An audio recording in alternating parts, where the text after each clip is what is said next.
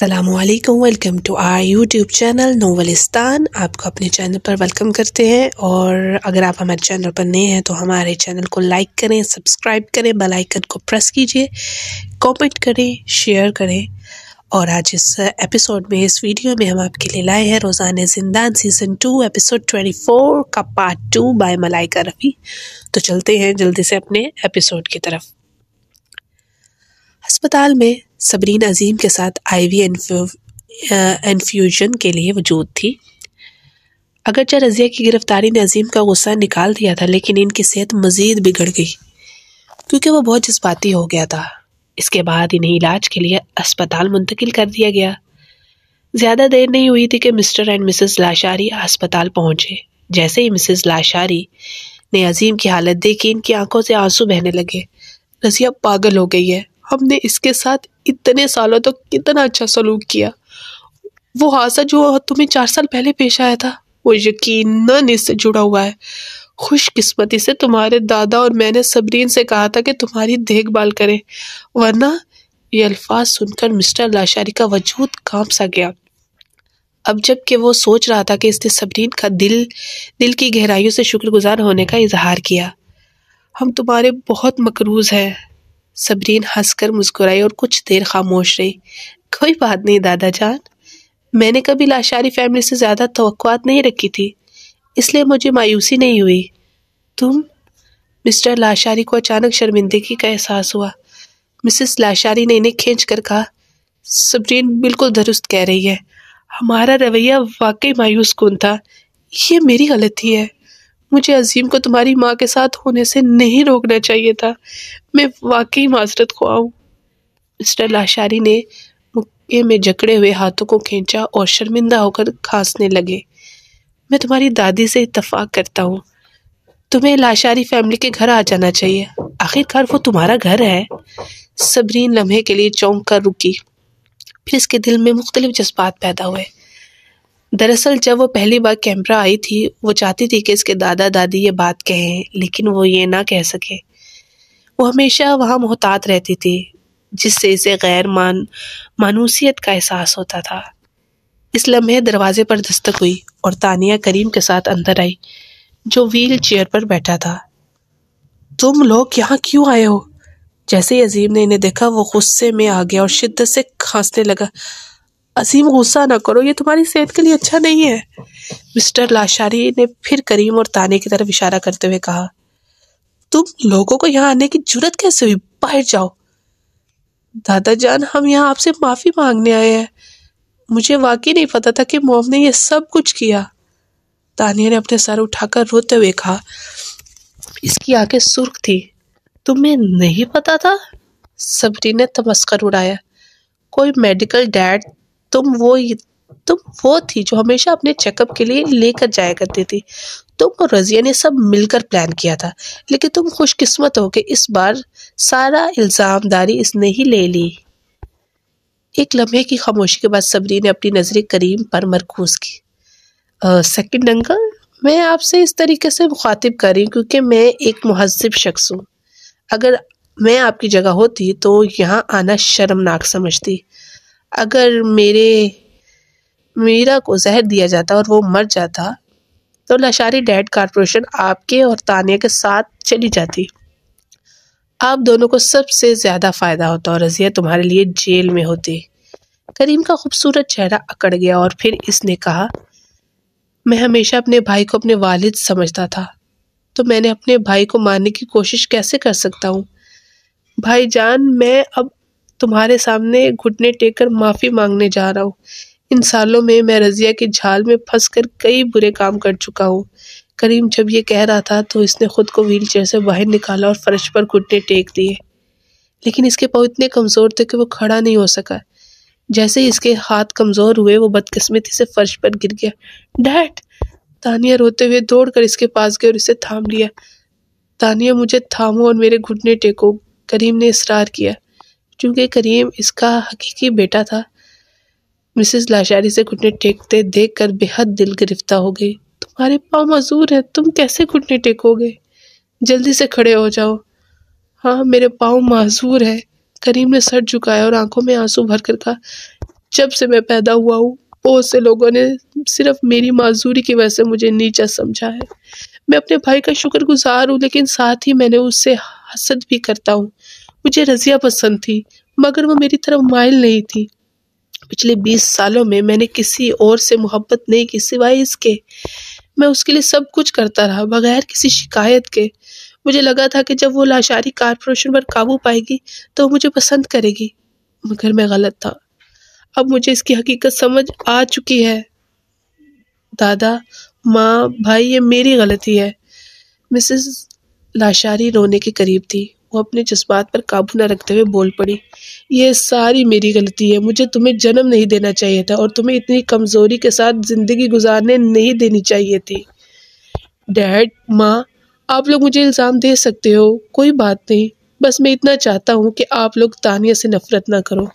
کریم نے سر اٹھا کر منت کی، تانیہ بے گناہ ہے، میں نے کبھی شادی نہیں کی اور وہ میری واحد بیٹی ہے، وہ آپ کی بھی خون ہے۔ دادا، دادی، مجھے افسوس ہے، میں نے حالیہ دنوں میں آپ دونوں سے دوری اختیار کی تھی اور اس سے مجھے بہت تکلیف پہنچی۔ کیا آپ کو یاد ہے کہ آپ لوگ پہلے کتنی فکر کرتے تھے؟ تانیہ فوراً کریم کے ساتھ گھٹنے ٹیک کر بیٹھ گئی۔ اس نے سر اٹھایا اور اپنے بال پیچھے پھینکے، جس سے اس کا سوجا ہوا اور سٹا ہوا چہرہ نظر آیا۔ تمہارے چہرے پر کیا ہوا ہے؟ مسز لاشاری نے گہرے لہجے میں پوچھا۔ تانیہ نے ہونٹ دبا لیے، پھر کریم نے افسوس کے ساتھ کہا، یہ کیہان نے اس کو مارا ہے۔ کتنا برا انسان ہے۔ مسٹر لاشاری غصے میں آ گئے۔ بٹ فیملی بہت مغرور ہو گئی ہے۔ میں کیہان کے دادا سے ملنے جاؤں گا۔ جب ہمارے خاندان نے کیمبرا میں اتنی کامیابی حاصل کی تھی تو وہ کچھ بھی نہیں تھے۔ کوئی بات نہیں دادا جان، آپ بوڑھے ہو چکے ہیں، آپ میرے لیے پریشان نہ ہو۔ بٹ فیملی اب پہلے جیسی نہیں رہی۔ کیہان نے کہا کہ وہ مجھ سے اس لیے شادی کر رہا ہے کیونکہ وہ سمجھتا ہے کہ میں انکل عظیم کی بیٹی ہوں۔ وہ مجھے لاشاری خاندان کی وجہ سے اپنا رہا تھا۔ تانیہ کے چہرے پر تلخ مسکراہٹ تھی۔ کتنے بے وقت ہوں میں، یہ میری غلطی ہے، تمہاری نہیں۔ وہ مجھے اس لیے نظر انداز کرتا ہے کیونکہ میں معذور ہوں اور تمہاری مدد نہیں کر سکتا۔ کریم نے دکھی لہجے میں کہا اور تانیہ کے ہاتھ کی پشت پر ہاتھ پھیرا۔ بس کرو۔ مسز لاشاری مزید یہ نہیں سن سکی اور کہا، اب جب کہ رضیہ جیل میں ہے تو جو ہو چکا سو ہو چکا۔ کریم، تمہیں اب باہر اکیلے نہیں رہنا چاہیے، واپس پرانے گھر آ جاؤ۔ ایک اچھے انسان بنو اور اپنے بھائی کے ساتھ لاشاری خاندان کا نام روشن کرو۔ کیا میں یہ واقعی کر سکتا ہوں؟ کریم نے محتاط انداز میں عظیم کی طرف دیکھا جو بستر پر پڑا تھا۔ ڈیڈ، کوئی بات نہیں، میں نہیں چاہتا کہ بھائی مجھے غلط سمجھے۔ عظیم کے پتلے ہونٹ ہلے مگر وہ کچھ نہ بول سکا۔ تب تانیہ نے کہا، دادا جان کی بات مانے ڈیڈ، میں ہمیشہ بٹ فیملی کے گھر میں ہوتی ہوں، مجھے آپ کی اس حالت میں آپ کے اکیلے ہونے کی فکر ہوتی ہے۔ اگر آپ گر گئے کہیں پہ تو چاہے کچھ بھی ہو، نوکر کبھی ہمارے خاندان کا حصہ نہیں ہوتے۔ بس واپس آ جاؤ۔ تانیہ کی باتوں نے مسز لاشاری کو اور بھی بے چین کر دیا۔ آج ہی پرانے گھر منتقل ہو جاؤ۔ عظیم نے آنکھیں بند کر لی۔ جلد ہی مسٹر مسز لاشاری کریم اور تانیہ کے ساتھ وہاں سے روانہ ہو گئے۔ صبرین نے ساری صورتحال دیکھی۔ اسے کبھی یہ گمان نہیں تھا کہ رضیہ کی گرفتاری کے بعد بھی کریم اور تانیہ کو اتنی رعایت ملے گی۔ تانیہ کو ایک طرف رکھتے ہوئے کریم واقعی بے شرم آدمی ہے۔ آپ کیا سوچتے ہیں ڈیڈ؟ صبرین کی نظریں اپنے والد پر مرکوز ہو گئیں۔ اگر وہ اپنے دادا دادی کے خیالات جیسا سوچ رہا ہوتا تو وہ اس معاملے میں الجھنے پر پچھتاتی۔ کیا نظریہ یہ؟ تمہیں یہ لگ رہا ہے کہ میں اب بھی پہلے کی طرح سادہ ہوں اتنی ساری آزمائشوں کے بعد؟ عظیم نے افسوس سے کہا، کریم شاید رضیہ سے بھی زیادہ خطرناک ہو سکتا ہے۔ خوب جانتا ہے کہ تمہارے دادا دادی اس پر ترس کھا کر اس کے لیے ہمدردی محسوس کریں گے۔ مجھے معلوم ہے، صبرین نے گہری آہ بھری۔ اس کے دادا دادی بوڑھے ہو سکتے ہیں لیکن ان کے پاس بہت ساری جائیداد تھی۔ حالانکہ مسٹر لاشاری نے ریٹائرمنٹ لے لی تھی، وہ ابھی بھی لاشاری کارپوریشن کیمرا میں کافی طاقتور تھے۔ جب تانیہ اور کریم لاشاری کارپوریشن پر قابو پائیں گے تو وہ پھر سے ان کا فائدہ اٹھائیں گے۔ اب اسے سمجھ آیا کہ دشمنوں کو شکست دینا ناممکن تھا۔ وہ صرف اپنے ارد گرد کے بے وقوف لوگوں کو الزام دے سکتی تھی۔ صبرین، چونکہ میں اسپتال میں ہوں اس لیے میں چاہوں گا کہ تم کچھ معاملات میرے لیے اس وقت کے لیے سنبھالو۔ عظیم نے اچانک صبرین کے ہاتھ کی پشت پر تھپکی دی۔ میں آئندہ اسسٹنٹ چرچ کو تمہیں رپورٹ کرنے کے لیے کہوں گا۔ صبرین کا سر درد سے پھٹنے لگا۔ ڈیڈ، کیا آپ مجھے لاشاری کارپوریشن چلانے پر مجبور کر رہے ہیں؟ کیوں؟ کیا میں تمہیں مجبور کر رہا ہوں؟ عظیم نے اسے سنجیدگی سے دیکھا۔ میرے طور پر تم لاشاری کارپوریشن کی بیٹی ہو، اب تمہیں ناجائز بیٹی کے طور پر نہیں دیکھا جائے گا۔ تم جس بھی مرد کے ساتھ چاہو آسٹریلیا بھر میں تمہارا حق ہے۔ میرا کا تم سے موازنہ بھی نہیں ہو سکتا۔ عظیم کا مقصد آخرکار صبرین کو سمجھ آیا۔ اس کے دل میں گرم سا احساس ابھرا۔ یقیناً عظیم نے یہ جان لیا تھا کہ شہزام شادی کرنے جا رہا ہے، اس لیے وہ چاہتا تھا کہ صبرین اپنے آپ کو موازنہ نہ کرے، کیونکہ صبرین لاشاری کارپوریشن کی بڑی بیٹی اور مستقبل میں اس کی وراثت کی وارث تھی۔ میرا اس کے مقابلے میں عزت اور حیثیت میں نہیں آ سکتی تھی، چاہے میرا کتنی بھی بڑی ماہر نفسیات ہو۔ شیرازی کارپوریشن شہزام کی حمایت کے بغیر کب کا ختم ہو چکا ہوتا اور کاشان بھی اہم نہیں تھا۔ اس میں پریشانی کی کوئی بات نہیں تھی۔ تم جلد ہی کسی بہت بہتر شخص کو تلاش کر لو گی۔ میری بیٹی اتنی خوبصورت، قابل اور امیر ہے، آسٹریلیا میں شاید ہی کوئی تم سے بہتر ہو۔ عظیم نے مسکرا کر اسے حوصلہ دیا۔ شکریہ ڈیڈ، میں ہمیشہ اپنے آپ پر پراعتماد ہوں۔ جنہوں نے مجھے نہیں چنا وہ ان کی ہار ہے۔ یہ بہت اچھا ہے۔ شام، صبرین نیچے لوبی میں دوا لینے 4 بجے کے لیے قطار میں کھڑی تھی۔ جب وہ فارغ ہو کر اوپر واپس آئی تو اس نے ماریا کو میرا کے ساتھ نکلتے دیکھا۔ میرا سفید کپڑے میں ملبوس تھی، اتنی فرشتوں کی طرح نظر آ رہی تھی کہ اسپتال میں ہر کسی کی نظریں اس پر جمی ہوئی تھی۔ دوسری طرف صبرین نے ابھی تک اپنے کپڑے تبدیل نہیں کیے تھے، کیونکہ وہ پورا دن عظیم کے ساتھ اسپتال میں گزار رہی تھی۔ اس نے میک اپ نہیں کیا تھا، اس کے بال کچھ بکھرے ہوئے تھے اور وہ تھکی ہوئی نظر آ رہی تھی۔ میرا نے اپنی ظاہری شکل کا موازنہ صبرین سے کیا۔ وہ اپنے آپ پر بہت خوش تھی، لیکن اس نے اپنے چہرے پر یہ ظاہر نہیں ہونے دیا۔ ہیلو زبی، تم یہاں کیا کر رہی ہو؟ کیا ہوا؟ کیا تمہاری طبیعت ٹھیک نہیں لگ رہی؟ صبرین نے آنکھوں کا اشارہ کیا اور آگے بڑھ گئی، میرا کی طرف دھیان نہ دیتے ہوئے۔ وہ دن بھر کے تھکے ہوئے ہونے کی وجہ سے اس کے ساتھ بات چیت کرنے کی ہمت نہیں رکھتی تھی۔ ارے رکو، تم اتنی بدتمیزی کیوں کر رہی ہو؟ ماریا نے کہا۔ مس میرا تم سے بات کر رہی ہیں، کیا تم نے یہ نہیں سنا؟ مس میرا کون ہے؟ مجھے کیوں اس کا جواب دینا چاہیے؟ صبرین نے قدم روکے اور راہداری میں کھڑی ہو گئی۔ اس نے ان دونوں کو چڑھ کر غصے سے ایک نظر ڈالی۔ تم؟ ماریا غصے سے لال ہو گئی۔ میرا نے ماریا کو روکتے ہوئے نرمی سے کہا، صبرین میں جانتی ہوں کہ تم مجھ سے نفرت کرتی ہو۔ یقین کرو میں نے اپنے آپ کو تمہیں قبول کرنے کے لیے تیار کیا ہے۔ میں حقیقت میں شہزام سے بہت محبت کرتی ہوں، اس لیے مجھے اس بات سے فرق نہیں پڑتا ہم دونوں اس کے ساتھ رہیں، میں اس بات کو قبول کر سکتی ہوں۔ صبرین کو نفرت محسوس ہوئی۔ اوہ شکریہ، مگر میں کسی کے ساتھ شوہر شیئر کرنے کا ارادہ نہیں رکھتی۔ مجھے ڈر ہے کہ مجھے بیماری ہو جائے گی۔ میرا کا چہرہ تھوڑا بدل گیا، پھر اس نے اپنا سر جھکایا اور کہا، تم نے کیسے ایسی توہین امیز بات کی؟ اگر تم سچ میں اس سے محبت کرتی ہو تو کیا تمہیں اس سے برداشت نہیں کرنا چاہیے تھا؟ اس نے اپنا پیٹ تھامتے ہوئے کہا، بہرحال میں نے شیری کے لیے کئی بچوں کو جنم دینے کا منصوبہ بنایا ہے۔ میں آج اسپتال آئی تھی تاکہ میں انویٹرائلائزیشن کے ذریعے جڑواں اور ٹرپل بچوں کو پیدا کرنے کے بارے میں سوچ سکوں۔ ماریا مسکرائی اور کہا، یہ مسٹر شہزام تھے جنہوں نے انویٹرائلائزیشن کرنے کی تجویز دی۔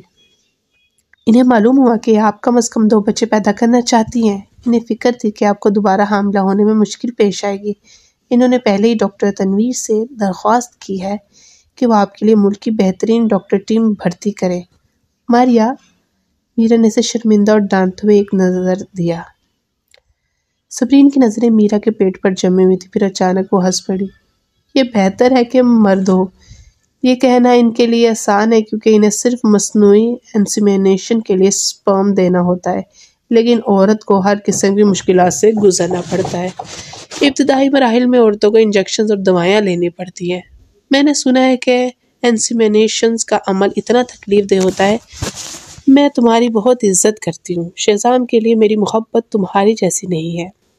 میرا کا چہرہ بدل گیا۔ حقیقت میں وہ سب کچھ جانتی تھی جو صبرین نے کہا۔ وہ بھی بے بس تھی، لیکن اسے کوئی اور راستہ نہیں تھا، کیونکہ شہزام سے جسمانی تعلق نہیں بنا سکتا تھا۔ کیا تم ختم ہو گئی ہو؟ تم صرف جلن کا شکار ہو۔ ماریا نے غصے میں آ کر صبرین پر الزام لگایا۔ جلن؟ صبرین نے کندھے اچکائے۔ مجھے جلنے کی کیا ضرورت ہے؟ میں پہلے جڑواں بچوں کے ساتھ حاملہ ہو چکی ہوں، تو مجھے یہ سب کچھ کرنے کی ضرورت نہیں۔ لگتا ہے میں نے معیار اتنا بلند کر دیا ہے کہ شہزام کے لیے ایک بچہ بھی کافی نہیں ہے۔ تم بہت زیادہ ہوا میں اڑ رہی ہو، میرا نے اپنے ہونٹ کاٹتے ہوئے غمگین انداز میں کہا، اور اچانک اس کے چہرے پر آنسو بہنے لگے۔ صبرین نے ایک طرف دیکھا اور واقعی شہزام ان کی طرف آ رہا تھا۔ اس کے ساتھ کچھ ہسپتال کے رہنما بھی تھے۔ جب وہ آیا اور میرا کو روتے ہوئے دیکھا تو وہ فوراً صبرین کو گھورنے لگا۔ تم نے پھر کیا کیا؟ ہم تو 4 سال پہلے طلاق لے چکے ہیں، پھر تم ہمیں کیوں تنگ کر رہی ہو؟ چھوٹی طلاق کی افواہ کا ذکر اس وقت کیوں کر رہا تھا وہ؟ شاید اس لیے کیونکہ اب شادی کا سرٹیفکیٹ نہیں بچا۔ صبرین نے سب سے پہلے بات کی، اس سے پہلے کہ میرا کچھ کہہ پاتی۔ میں تو بس یہ کہہ رہی تھی کہ تم نے اس کو مصنوعی انسیمینیشن پر مجبور کر دیا، کیوں نہیں اسے قدرتی طریقے سے حاملہ ہونے دیتے؟ کیا تمہیں نہیں معلوم کہ اسے انسیمینیشن سے پہلے روزانہ انجیکشن اور دوائیں لینی پڑتی ہیں؟ مس میرا، کیا میں جھوٹ بول رہی ہوں؟ میرا جو پہلے روتے ہوئے شکایت کرنا چاہ رہی تھی چونک گئی۔ صبری نے جو کچھ کہا تھا وہ سچ تھا، لیکن اس کا اندازہ ایسا تھا کہ ایسا محسوس ہوتا تھا جیسے وہ میرا کے لیے ہمدردی کر رہی ہو۔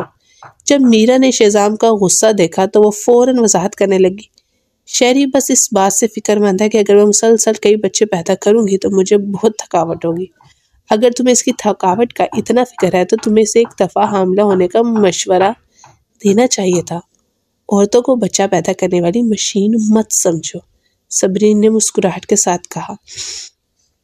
عام طور پر جب کوئی جوڑا مصنوعی انسیمینیشنز کرتا ہے تو یا تو وہ بانجھ ہوتا ہے یا ان کے جنسی تعلقات ممکن نہیں ہوتے، لیکن میں اچھی طرح جانتی ہوں کہ تم میں اور مس میرا میں سے کون بانجھ نہیں ہے۔ اس نے حیرانی سے منہ ڈھانپ لیا۔ اب مجھے یاد آیا، تم دونوں اتنے عرصے سے ساتھ ہو مگر میرا ابھی تک حاملہ نہیں ہوئی۔ میرا کا چہرہ غصے سے سفید ہو گیا۔ وہ یقیناً حاملہ ہو سکتی تھی اگر شہزام اسے کبھی بھی ایسا کرنے نہیں دیتا تھا، لیکن وہ یہ بات کھل کر نہیں کہہ سکتی تھی، اس لیے اسے ہسپتال کے رہنماؤں کی عجیب نظروں کا سامنا کرنا پڑا۔ وہ اتنی پریشان ہو گئی کہ اس کے آنسو بہتے چلے گئے۔ صبرین، اگر تم نے یہ بکواس بند نہ کی تو میں تمہارا منہ پھاڑ دوں گا۔ شہزام نے میرا کو خود سے لگا لیا، پھر وہ ہسپتال کے رہنماؤں سے غصے میں کہا، اسے یہاں سے باہر نکال دو، مجھے اس کا منہ نہیں دیکھنا۔ مشکل صورتحال میں ہسپتال کے ڈائریکٹر نے کہا، صدر شہزام، وہ صدر عظیم کی بیٹی ہیں۔ صدر عظیم اس وقت ہمارے اسپتال میں ہے۔ لاشاری خاندان کو دوسرے اسپتال منتقل کر دو، مجھے یہاں اسے دیکھنے کی ضرورت نہیں۔ شہزام نے جتایا اور میرا کو اپنے ساتھ لے کر روانہ ہو گیا۔ شہری، یہ سب میری غلطی ہے، میں نے تمہیں شرمندہ کیا۔ میرا اس کے بازو میں آ کر اس سے شکایت کرنے لگی۔ یہ تمہاری غلطی نہیں، میری ہی غلطی ہے کہ میں نے تمہیں انسیمینیشن کے لیے جانے دیا۔ شہزام بھی پریشان تھا۔ صبرین کی باتوں نے اس کی کمزوری کو چھیڑا تھا، اس کا دل دکھا تھا۔ کوئی بات نہیں، جب تک میں تمہارا بچہ پیدا کر سکوں میں یہ سب کرنے کو تیار ہوں، میرا نے میٹھے انداز میں کہا۔ شہزام نے ایک آہ بھری، وہ اس کے لیے افسردہ تھا۔ 15 منٹ بعد صبرین کو اسپتال سے ایک نوٹس موصول ہوا جس میں انہیں دوسرے اسپتال منتقل ہونے کا حکم دیا گیا تھا۔ عظیم اپنے علاج کے دوران تھا، لیکن جب اس نے یہ سنا تو وہ غصے سے بھر گیا۔ شہزام بہت متکبر ہے۔ کیا ہماری فیملی نے پچھلے جنم میں اس سے کوئی دشمنی کی تھی؟ کیا میرا علاج اس کو کس طرح سے پریشان کرتا تھا؟ ڈیڈ، آپ نے اسے پریشان نہیں کیا، یہ میں ہوں۔ صبرین کی لمبی پلکیں جھک گئیں۔ وہ بات یاد رکھے گی جو شہزام نے اس کے ساتھ کی تھی۔ صبرین، غمگین مت ہو، یہ میرا مسئلہ ہے۔ مجھے لاشاری خاندان کے اسپتال میں نہیں آنا چاہیے تھا۔ لاغاری خاندان اور سوری خاندان کو ایک ہی برش سے رنگا گیا ہے۔ ہم یہاں سے جا رہے ہیں، میں آج کی یہ ذلت یاد رکھوں گا. ہم لاغاری خاندان کو ان کے کیے گئے بدلہ آئندہ دیں گے. عظیم نے پرسکون ہوتے ہوئے کہا، ہاں میں ان کے کیے کا بدلہ ضرور دیں گے. صبرین نے سر ہلایا. رضیہ کی سزا کے اگلے دن عظیم لاشاری نے عوامی طور پر اعلان کیا کہ وہ صبرین کو اپنی جانشینی اور وراثت کا وارث مکمل طور پر بنا چکا ہے.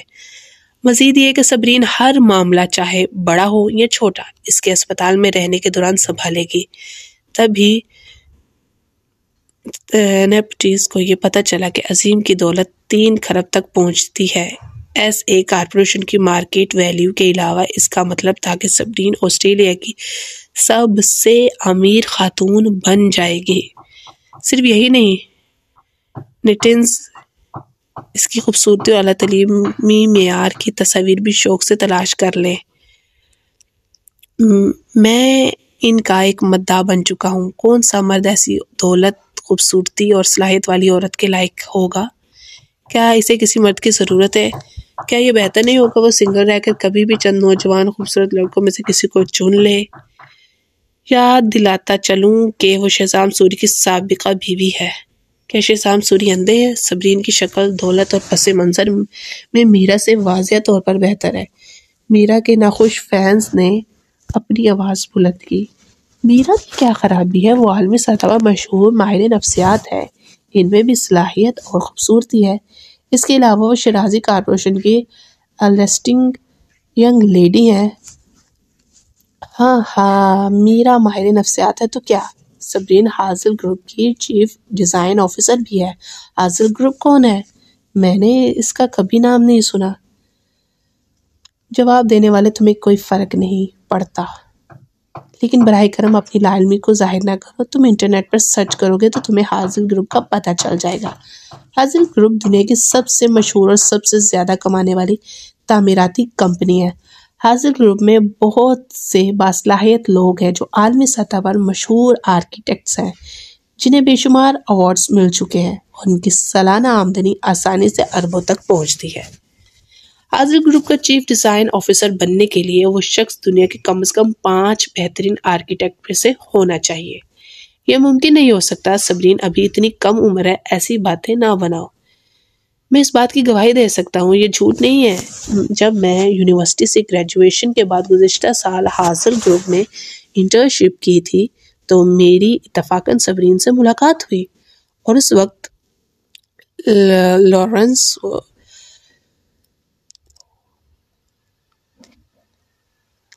لورنسن تک اس کے سامنے عزت سے پیش آ رہا تھا. لورینزو، کیا تم اس آرکیٹیکٹ کی بات کر رہے ہو جس سے گزشتہ سال پرنسٹن گرینڈ ایوارڈ جیتا تھا؟ ہاں وہی. انٹرنیٹ پر ایک پورے بحث و مباحثے کے دوران حاصل گروپ نے عالمی سطح پر صبرین کی ایک تصویر شائع کی. مس صبرین ہماری کمپنی کی چیف ڈیزائن آفیسر جو پچھلے سال اس عہدے پر فائز ہوئی. یہ خبر پوری آسٹریلیا کو حیرت میں مبتلا کر گئی. بہت سے لوگوں نے سوری کارپوریشن کے فیس بک اکاؤنٹ پر کامنٹس کیے. صدر شہزام، آپ کی سابقہ بیوی کا خفیہ راز بہت شاندار ہے. کیا آپ کو افسوس ہو رہا ہے؟ ہاں صدر شہزام، شکریہ ہماری صبرین کو طلاق دینے کا، ورنہ وہ آج یہاں نہ ہوتی. صدر شہزام، براہ کرم پشیمانی مت کریں اور مستقبل میں ہماری صبرین کو تلاش کرنے نہ آئیں. ایک پورا دن گزرنے کے بعد سوری کارپوریشن کے اشتہاری شعبے کے ایک ملازم نے پیغامات کو ایک کے بعد ایک حذف کرنا شروع کر دیا، مگر یہ کبھی ختم نہ ہوئے. یہ صورتحال اتنی پریشان کن ہو گئی کہ وہ پسینے سے شرابور ہو گیا. اس لمحے سوری کارپوریشن کے اندر اعلیٰ سطح کے انتظامیہ کا اجلاس جاری تھا. ریحام اپنی فون پر نظر ڈال رہا تھا جب اچانک وہ ہنسا. اجلاس کے کمرے میں جہاں صرف شہزام کی آواز سنائی دے رہی تھی، ایک دم خاموشی چھا گئی. سب نے ریحام کی طرف دیکھا. شہزام کی بلند قامت شخصیت نے پیچھے جھک کر اپنی نظر کو سرد کر لیا اور میز پر اپنے ہاتھ سے قلم پھینکا. اس کی نظر برف کی طرح ٹھنڈی تھی. جنرل مینیجر ریحام، اتنے محو کیوں ہیں؟ کیا آپ ہم سب کے ساتھ شیئر نہیں کریں گے؟ ریحام نے اپنی ناک چھوئی. کیا آپ واقعی جاننا چاہتے ہیں؟ سینئر مینیجرز نے سانس روکے رکھے تھے۔ وہ سن سکتے تھے کہ شیزام جنرل مینیجر ریحام کو لڑائی کا چیلنج دینے پر غصے میں تھا۔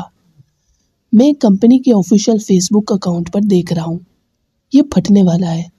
ریحام نے مہم طور پر مسکرا کر کہا، یہ آپ کے بارے میں ہے ڈائریکٹر شیزام؟ ایک مینیجر ہنستے ہوئے بولا، یہ ضرور وہ لوگ ہوں گے جو ڈائریکٹر شیزام اور مس میرا کو ان کی شادی پر مبارکباد دے رہے ہوں گے۔ ہاں بالکل، حال ہی میں کئی لوگ کمپنی آ کر آپ کو مبارکباد دینے آئے ہیں۔ ڈائریکٹر شیزام تو آخر کار آسٹریلیا کے سب سے امیر آدمی ہیں۔ شیزام بے پرواہ رہا، لیکن وہ سینئر مینیجرز کی باتوں سے متفق تھا۔ تاہم وہ ان معاملات میں بالکل دلچسپی نہیں رکھتا تھا۔ تو کیا یہی وجہ ہے کہ آپ کی توجہ ایک اہم کمپنی میٹنگ میں آپ کے فون کی طرف تھی؟ نہیں، آپ غلط سمجھے، یہ آپ کی سابقہ بیوی کے بارے میں ہے۔ ریحام نے کندھے اچکائے۔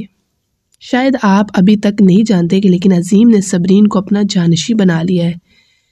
نیٹیزن صبرین کی دولت کے بارے میں بحث کر رہے ہیں، اور کسی نے اس کی پوشیدہ شناخت دریافت کر لی۔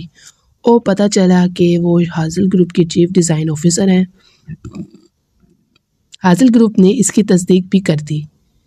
حاصل گروپ؟ کچھ سینئر مینیجرز حیرت زدہ ہوئے۔ کیا یہ سچ ہے؟ یہ تو دنیا کی سب سے بڑی تعمیراتی کمپنی ہے، وہاں کام کرنے والے سب ماہر لوگ ہوتے ہیں۔ وہ چیف ڈیزائن آفیسر بننے کے لیے کوئی جینیس ہی ہوگا۔ میں جھوٹ نہیں بول رہا، اگر آپ یقین نہیں کرتے تو خود چیک کر سکتے ہیں۔ ریحام نے شیزام کو شوخی سے دیکھا۔ بھائی، کیا آپ کو اس کا علم تھا؟ آپ نے تو مجھے بتایا تک نہیں۔ شیزام کچھ نہیں کہہ سکا، اسے بالکل بھی کچھ نہیں پتا تھا۔